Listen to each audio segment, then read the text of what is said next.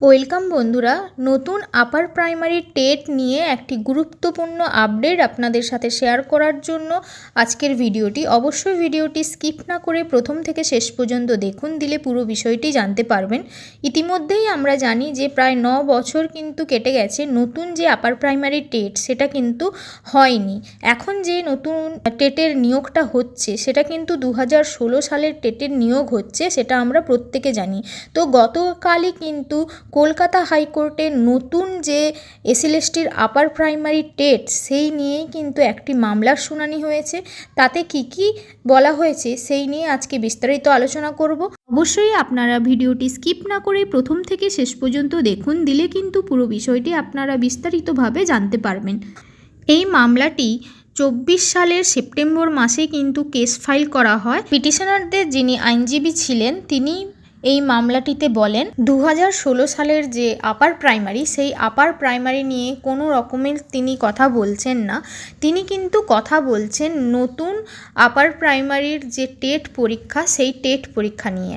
তিনি বলেন যে এনসিটির গাইডলাইনে পরিষ্কারভাবে কিন্তু বলা রয়েছে যে প্রত্যেক বছর রাজ্যকে, এবং সেটা প্রত্যেকটি রাজ্যকে প্রত্যেক বছর একবার করে কিন্তু টেট অবশ্যই নিতে হবে। টেটের যে পরীক্ষা, সেখানে আপার প্রাইমারি টেটের যে পরীক্ষা সেটা কিন্তু প্রায় 9 বছর হয়ে গেছে।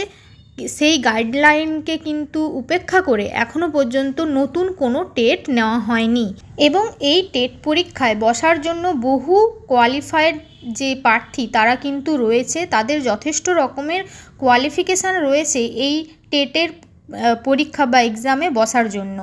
এইটা বলার পর কিন্তু বিচারপতি সেই এনসিটির গাইডলাইন নিজে খুব ভালো করে দেখেছেন, এবং দেখার পর উনিও কিন্তু বলেন এসএসসি যাতে এফিডেভিট যে ফাইল সেটা করে জানায় কেন তারা টেট পরীক্ষাটা নিচ্ছে না। তখন এসএসসির আইনজীবী তিনি বলেন যে তারা তাদের সিস্টেম যেটা রয়েছে সেটা কিন্তু তাদেরকে ফলো করতে হবে।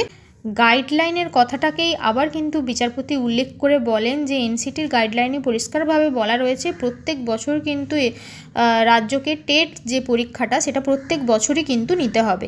সেক্ষেত্রে এসএসসি বলে অবশ্যই সেটা যে টেট নিলে টেটের সঙ্গে সঙ্গে কিন্তু সিলেকশান যে নিয়োগ প্রসেস যেটা সিলেকশান প্রসেস সেটাও কিন্তু তাদের সিলেক্ট করে নিয়োগ দিতে হবে। তো নিয়োগ যদি না সম্পন্ন হয় তাহলে নতুন করে টেট তারা কিভাবে নিতে পারবে।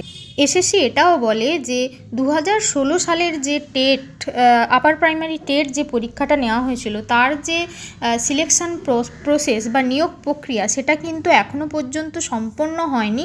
তো সেই প্রক্রিয়া সম্পন্ন না হলে নতুন করে টেট কিভাবে তারা নিতে পারবে সেটাও কিন্তু তারা জানায়, বা তাদের এটা বক্তব্য ছিল। এখানে বিচারপতি জানান যে যারা পিটিশনাররা রয়েছেন তারা কিন্তু যে নিয়োগ প্রক্রিয়া চলছে 2016 সালের যে আপার প্রাইমারি টেটের যে নিয়োগ প্রক্রিয়া চলছে সেই নিয়োগ প্রক্রিয়া নিয়ে কিন্তু তারা কিছুই বলছে না। তারা বলছে নতুন যে টেটের পরীক্ষা সেই বিষয়ে কিন্তু তারা এই কেস ফাইল করেছে, এবং পিটিশনারদের থেকে এটাও বলা হয় যে 9 বছর ধরে কিন্তু কোনো টেট পরীক্ষা হয়নি, যেটা এনসিটির গাইডলাইনকে কিন্তু ভঙ্গ করা হয়েছে। তো সেটা নিয়ে কিন্তু বিচারপতির সঙ্গে এসএসসির কথোপকথন চলে, এবং কথোপকথনের পরে যে বিষয়টি উঠে আসে সেটা হলো যে এসএসসির আইনজীবী তিনি যেটা বলছেন সেটা যেন উনি এফিডেভিট আকারে কোর্টে জমা দেন, এবং বিচারপতি কিন্তু 4 সপ্তাহের যে সময় সেই সময়টা কিন্তু এসএসসিকে বেঁধে দিয়েছে। সেই সময়ের মধ্যে কিন্তু এফিডেভিট দিতে হবে এসএসসিকে, এমনটাই কিন্তু তিনি অর্ডার দিয়েছেন। এই ফাইল করার পর যারা পিটিশনাররা রয়েছেন তাদেরও কিন্তু টাইম বলে দেওয়া হয়েছে 2 সপ্তাহের মধ্যে তারা চাইলে তাদের যে কোনো যদি কোশ্চেন বা কোনো কিছু উত্তর দেওয়ার থাকে সেটা কিন্তু তারা দিতে পারবে। এখন দেখার বিষয় যে এসএসসি তাদের এফিডেভিটে কি বলে, তারা কবে নতুন আপার প্রাইমারি টেট নিতে চলেছে এবং কেন এতদিন নিচ্ছে না, সব বিষয়গুলি তারা কিন্তু এই এফিডেভিটে উল্লেখ করবে। তারপরেই কিন্তু আমরা নেক্সট যে আপডেট সেটা পাবো। তো সেই নেক্সট আপডেট পেলে আপনাদের সঙ্গে খুব তাড়াতাড়ি সেটা শেয়ার করার চেষ্টা করব। এই ধরনের বিভিন্ন আপডেট পেতে, বিভিন্ন নিয়োগের বিজ্ঞপ্তি পেতে অবশ্যই আমার চ্যানেলটিকে সাবস্ক্রাইব করে পাশে থাকতে পারেন। আজকের মতো এখানেই ভিডিওটি শেষ করছি। ধন্যবাদ।